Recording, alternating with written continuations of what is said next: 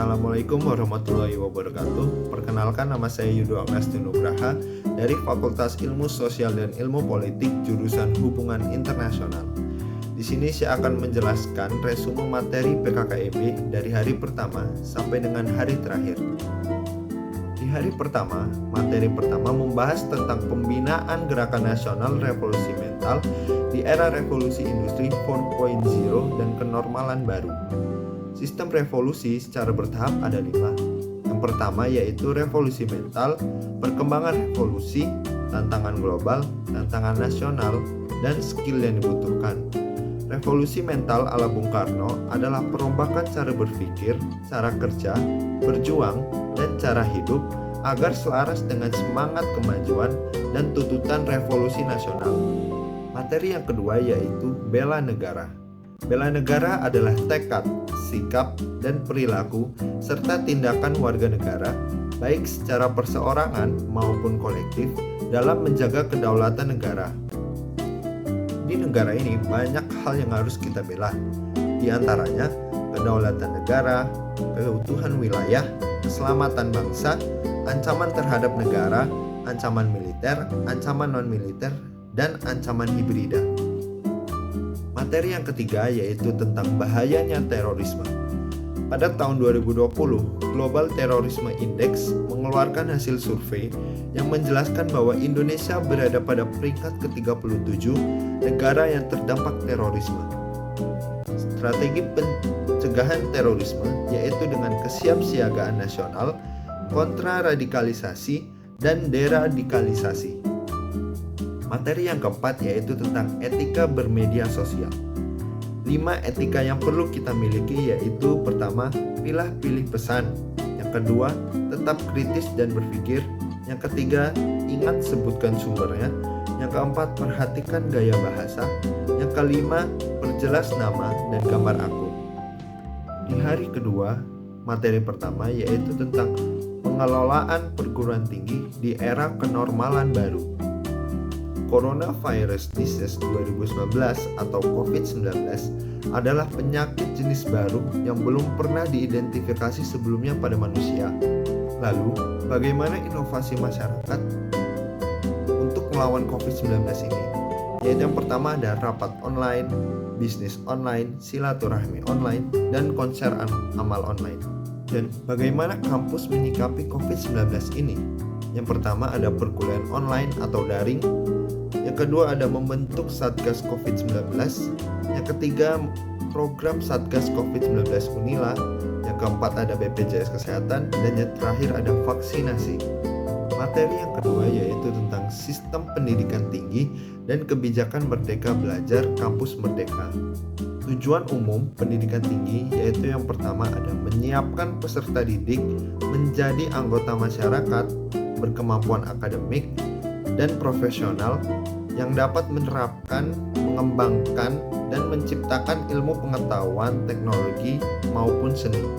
Yang kedua, mengembangkan dan menyebarluaskan ilmu pengetahuan teknologi serta mengupayakan penggunaannya untuk meningkatkan taraf kehidupan masyarakat dan memperkaya kebudayaan nasional. Ada 7 hal yang perlu Anda ketahui di dunia perkuliahan. Yang pertama, ada SKS, yaitu Satuan Kredit Semester. Yang kedua, ada semester. Yang ketiga, beban dan masa studi. Yang keempat, ada kurikulum. Yang kelima, hak dan kewajiban mahasiswa. Yang keenam, ada kegiatan kemahasiswaan. Dan yang terakhir, ada organisasi kemahasiswaan.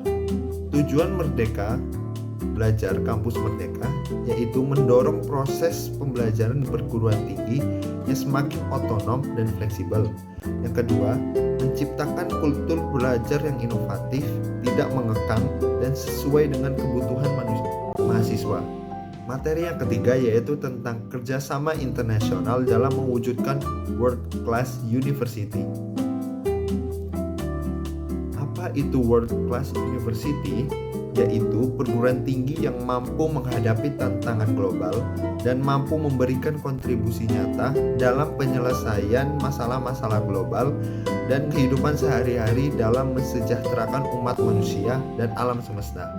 Bagaimana strategi kerjasama Unila? Yang pertama ada menjalin kemitraan dengan PT Kelas Dunia mendorong dosen untuk studi lanjut ke PT Top 100, kolaborasi riset dengan peneliti top dunia, kolaborasi dengan industri untuk magang mahasiswa, peningkatan mutu perkuliahan dan riset, akreditasi internasional PS, dan mengacu standar internasional untuk standar dosen dan tending. Materi yang terakhir yaitu tentang etika dan norma kehidupan mahasiswa di kampus. Apa itu etika? Etika adalah nilai-nilai dan norma-norma moral yang menjadi pegangan bagi seseorang atau kelompok dalam mengatur tingkah lakunya. Bagaimana mahasiswa menjalankan etika di dalam kehidupan di kampus?